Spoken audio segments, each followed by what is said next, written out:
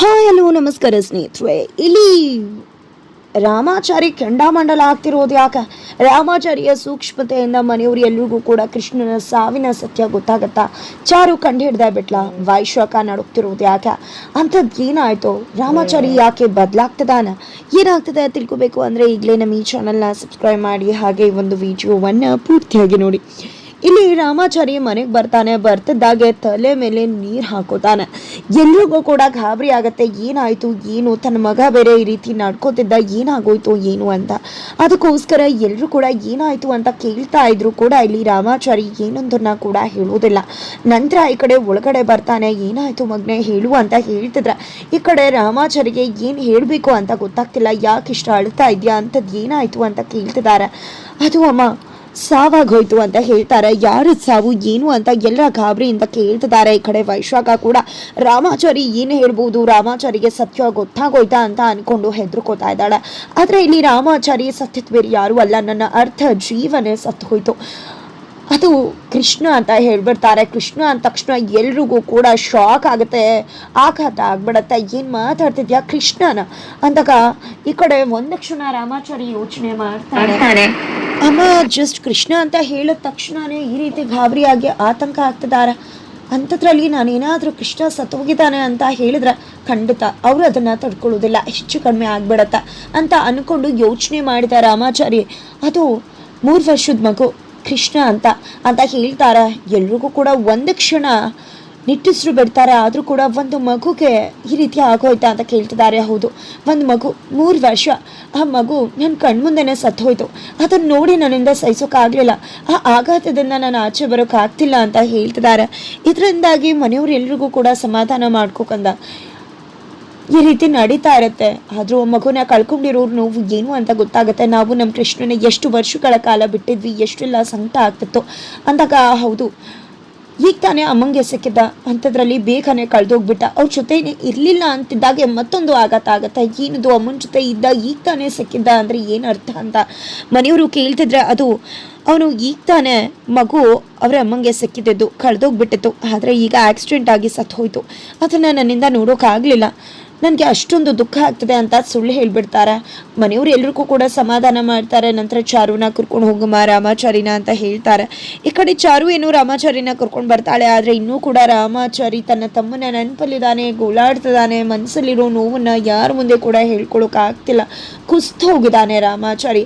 ಅಂದು ರೌಡಿಗಳು ದಯವಿಟ್ಟು ಗಾಡಿ ತಳ್ಳಿ ಎಲ್ಲೋ ಹೊರಗಡೆ ನನ್ನ ಫ್ರೆಂಡ್ಗೆ ಆಕ್ಸಿಡೆಂಟ್ ಆಗಿತ್ತು ಅಂದಿದ್ದು. ಕಣ್ಣು ಮುಂದೆನೇ ತನ್ನ ತಮ್ಮ ಇದ್ರೂ ಕೂಡ ಅದರ ಅರಿವಿಲ್ದೆ ಆ ಗಾಡಿನ ಅವನೇ ಮುಂದೆ ಹೋಗೋದಕ್ಕೆ ಸಹಾಯ ಮಾಡಿದ್ದು. ನಂತರ ಕೈಗಳಿಗೆ ರಕ್ಷಾ ಕವಚನ ಕಟ್ಟಿದ್ದು ಎಲ್ಲವೂ ಕೂಡ ನೆನಪಾಗುತ್ತೆ. ತನ್ನ ಕೈಯಾರೆ ತಾನೇ ನನ್ನ ತಮ್ಮನ ಕೊಂದುಬಿಟ್ಟೆ ಅಂತ ಅನ್ನಿಸ್ತಿದೆ. ನನ್ನ ಕಣ್ಮುಂದನೇ ಇದ್ದ ನನ್ನ ತಮ್ಮನ ಕಾಪಾಡ್ಕೋಬಹುದಿತ್ತು, ಆದರೆ ಎಂಥ ಪಾಪದ ಕೆಲಸ ಮಾಡಿಬಿಟ್ಟೆ.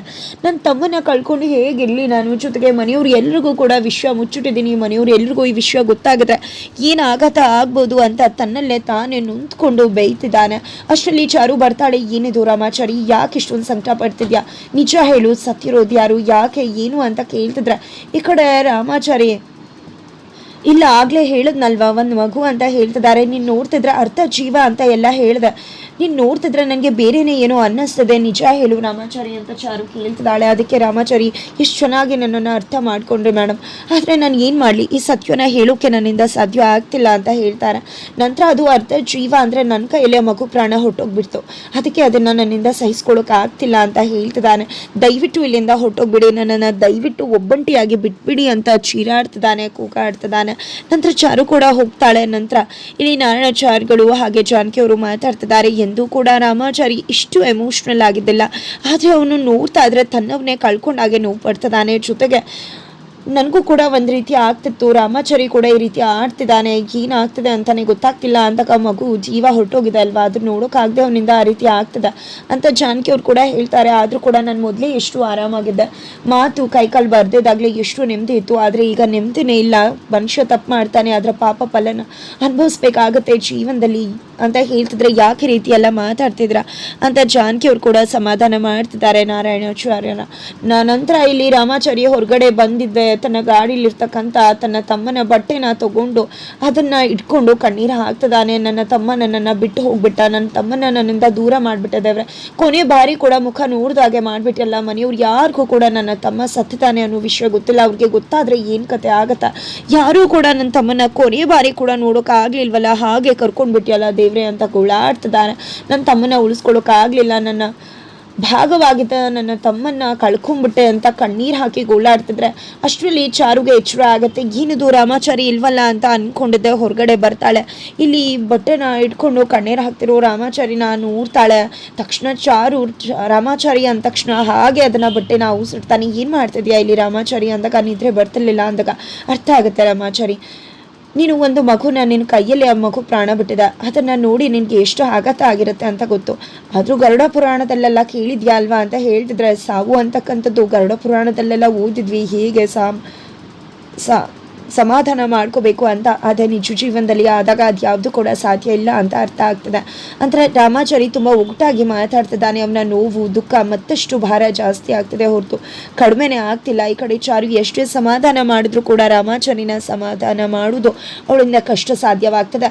ಆದರೆ ವೈಶ್ವಾಕಗೆ ಏನೋ ಗೊತ್ತಿದೆ ಅಂತ ಅನಿಸುತ್ತೆ. ಅವ್ನು ನೋಡ್ತಿದ್ರೆ ಸುಳ್ಳು ಹೇಳ್ತಿರ್ಬೋದು ಅನ್ನಿಸ್ತದೆ, ಏನಾಗಿದೆ ಅಂತಾನೆ ಅರ್ಥ ಆಗ್ತಿಲ್ವಲ್ಲ ಅಂತ ಆ ಕಡೆ ವೈಶ್ವಾಕ ಪೇಚಾಡ್ತಿದ್ದಾಳೆ. ನಂತರ ಬೆಳಿಗ್ಗೆ ಆಗತ್ತೆ. ಕೋದಂಡವರು ಮತ್ತೆ ಮುರಾರಿ ಇಬ್ರು ಕೂಡ ಸೇರ್ಕೊಂಡು ವೆಂಕಟೇಶ್ವರ ಪೂಜೆಗೆ ಹೋಗ್ತಿದ್ದಾರೆ. ಪೂಜೆ ಇದೆ ಅಂತ ದೇವಸ್ಥಾನದಲ್ಲಿ. ಆದ್ರೆ ರಾಮಾಚಾರಿ ಬರ್ತಿದ್ದಾಗೆ ಎಲ್ಲಿ ಹೋಗ್ತಿದ್ರ ಅಂದಾಗ ವೆಂಕಟರಮಣ ಸ್ವಾಮಿ ಪೂಜೆ ಇದೆ ಅಲ್ಲಿಗೆ ಹೋಗ್ತಿದೀವಿ ಅಂದಾಗ, ಇಲ್ಲ ಯಾರು ಕೂಡ ಹೋಗ್ಬಾರ್ದು, ನಾನು ದೇವಸ್ಥಾನಕ್ಕೆ ಹೇಳಿದ್ದೀನಿ, ನಮ್ಮ ಮನೆಯವ್ರು ಯಾರು ಕೂಡ ಬರುವುದಿಲ್ಲ ಅಂದಾಗ, ಏನ್ ಮಾತಾಡ್ತಿದ್ಯಾ, ಈ ಪೂಜೆಗೆ ಅಂದ್ರೆ ಮೊದಲು ನಿಲ್ತಿದ್ದೆ ನೀನು ಅಂತದ್ರಲ್ಲಿ ಇವತ್ತು ನಮ್ಮನ್ನು ಕೂಡ ಪೂಜೆಗೆ ಹೋಗ್ಬೇಡ ಅಂತಿದ್ಯಲ್ಲ, ಈ ಪೂಜೆ ಮಾಡುದು ಎಷ್ಟು ಪುಣ್ಯದ ಕಾರ್ಯ ಅಂತ ಗೊತ್ತಿದ್ಯಾ ನಿನ್ಗೆ, ಗೊತ್ತಿದ್ದು ಯಾಕೆ ಈ ರೀತಿ ಮಾತಾಡ್ತಿದ್ಯಾ ಅಂತ ಕೇಳ್ತಿದ್ದಾರೆ ಕೋದಂಡವರು.